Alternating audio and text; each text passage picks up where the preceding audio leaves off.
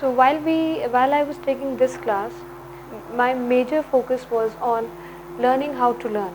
And the name of our project was I Tell a Tale, right? Even before they started writing their own stories, the first thing that we did was to send them for interviews, conducting interviews within the school community as well as outside, to help them know that who all are the people who form their community, and that every individual in their community whom they know has some life story which they might not be knowing. This would also help them to know their community members better. In addition to that, when they are making their characters and when they are deciding the settings of their story, we also hope that it would inspire their thought process. It was important also for our learners to sit and reflect on these questions, that how stories help us to know more about each other. So what I was trying to do was, I was helping my learners to reflect on what we did and why we did what we did. Alright, now tell me, in this project, which skills have we used?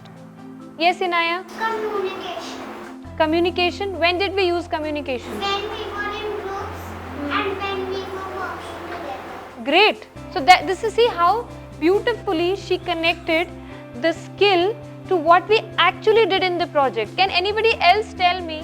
So we reflected on the skills that we used. They had to identify one area at least where they could use this skill and find out what to do with it. What are the important things that we learned? Stories.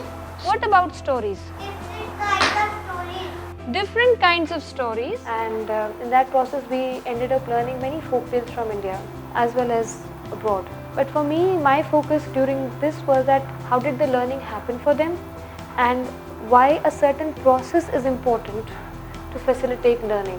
I use planning for my community picnic.